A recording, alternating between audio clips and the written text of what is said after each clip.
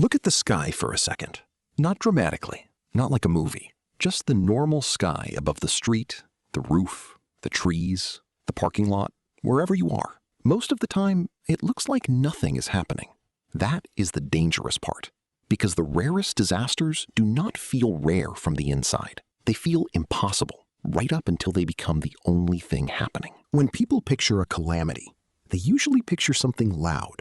A city shaking, a wave coming inland, a volcano tearing open, a storm with a name, something with footage, something with survivors, something people can point to later and say, that was when it began. But that picture is too small. The rarest disaster that could actually happen might not begin with panic. It might begin with a quiet measurement in a telescope or a warning from the sun. And if we keep climbing, the word disaster starts to break. Because the rarest kind is not just unlikely, it is the kind of event civilization has no instinct for, no memory of, and maybe no chance to learn from afterward. So the question is not simply, what is the biggest disaster? The colder question is, what is the rarest calamity that is still possible under the rules of the universe?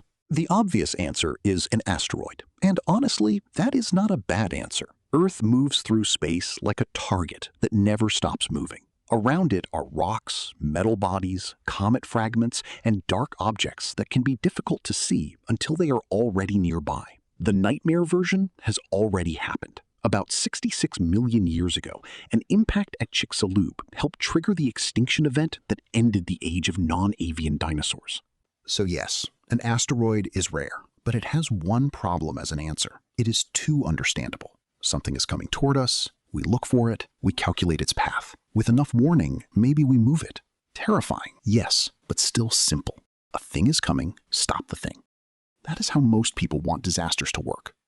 The same is true with supervolcanoes. People talk about Yellowstone like it is a countdown clock, as if Earth keeps appointments, but it does not. The U.S. Geological Survey says Yellowstone is not overdue. Eruptions do not follow a predictable schedule, and there are currently no signs of an impending eruption. That is the real lesson. Not that Yellowstone is secretly about to explode, but that rare disasters do not behave like movie villains. They behave like systems. And systems are harder to fear because nothing has to look wrong until the hidden machinery has already changed. And that brings us to the sun. The sun is the most familiar thing in human history.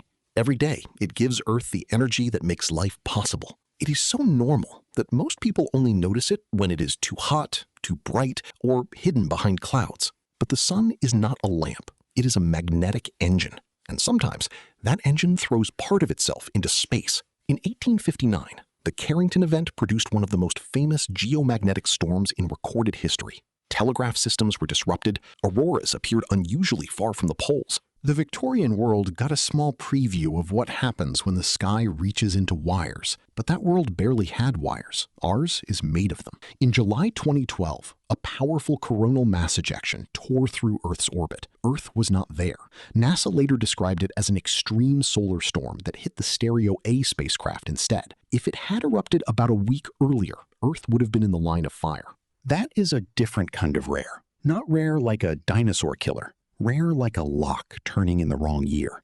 A solar superstorm probably would not kill most people directly. Earth's atmosphere and magnetic field provide a lot of protection. The danger is more modern than that. It would touch the systems that make ordinary life feel automatic. The grid, the satellite, the phone charging beside your bed, the hospital running on backup power, the bank, the card reader, the GPS signal, the refrigerator humming in the kitchen, the cold chain keeping medicine and food at the right temperature. The disaster is not the flash. The disaster is the dependency. A sky event becomes a water event, a food event, a hospital event, a navigation event, a banking event, an everything event. That is the personal turn in this story. The rarest calamity does not need to touch your body first. It only needs to touch the systems that keep your life invisible when they work. The harder question is whether the version of civilization we built would keep working. But even this is not the rarest answer, because the sun is close. We monitor it. We know it. Even when it surprises us, it belongs to our neighborhood.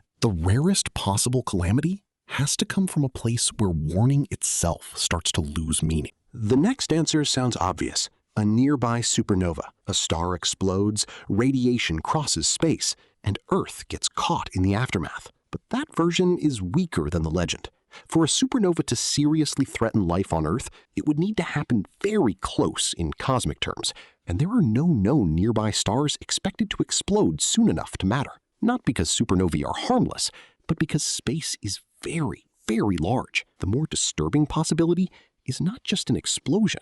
It is an explosion with aim, a gamma-ray burst. A gamma-ray burst is one of the most violent events in the universe. But the terrifying part is not only the energy, it is the direction. The event has to happen close enough, and one of its beams has to point at Earth. The wrong picture is a cosmic laser vaporizing cities. The sharper picture is chemistry. A powerful enough burst could affect the upper atmosphere, depleting ozone and allowing more harmful ultraviolet radiation to reach the surface. Not instant death from space, something slower, stranger. The planet's shield gets thinned. More ultraviolet light reaches living things. Food webs take damage from the bottom. Oceans, plankton, crops, ecosystems, climate feedbacks.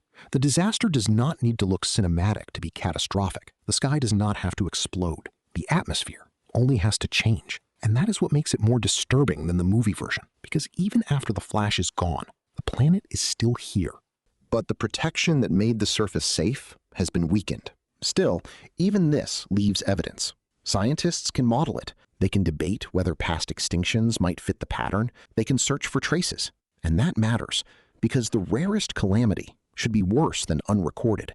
It should be unrecordable. This is where the answer becomes careful, because the final candidate is not a known coming threat. It is not an object on a telescope image. It is not a storm on the sun. It is not a star waiting nearby. It is a theoretical possibility inside modern physics. It is called false vacuum decay. The simple version is this: everything you have ever touched depends on the universe staying the way it is. Your hands, the ground, the air in your lungs, the water in a glass, the light from the sun. It all works because reality has rules. Invisible rules. Rules that decide how matter holds together, how atoms behave, how light moves, how chemistry happens. False vacuum decay is terrifying because in the most extreme version of the theory, those rules might not be permanent. They might only be the rules of this version of the universe. Imagine reality is balanced in a place that feels stable, not because it is the final place it can be, but because it has not fallen into something deeper yet. If one tiny piece of space ever made that fall, it could create a bubble. And inside that bubble, reality would be different. That is what makes it worse than an explosion. An explosion destroys things inside the world. False vacuum decay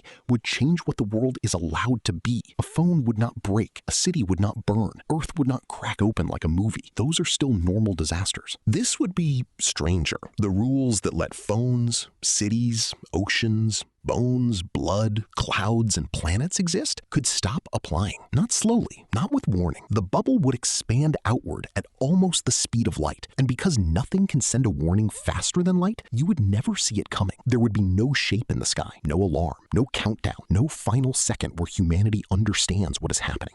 Outside the bubble, everything is normal. Inside it, normal no longer means anything. That is why it answers the question. Not because it is expected, not because scientists have detected it, not because there is a bubble on the way. The honest version is almost the opposite. This is so far out on the edge of physical speculation that it barely belongs beside earthquakes, volcanoes, and storms. But that is exactly why it belongs at the end. An asteroid is a disaster inside the universe. A supervolcano is a disaster inside Earth. A solar superstorm is a disaster inside civilization. A gamma-ray burst is a disaster inside the atmosphere. False vacuum decay, if it is possible in the dangerous form, is a disaster inside the rules. And that resolves the question from the beginning. The rarest calamity is not rare because we have not seen it lately. It is rare because if the worst version happened, there might be no one left to add it to the list. So look at the sky again. Most days, it is just weather. Light, clouds, birds, planes, satellites. The quiet ceiling of normal life. That is not wrong. It is just incomplete. The sky is not scary because disaster is likely. It is scary because probability is only comforting before the one day it fails. Almost impossible is not impossible.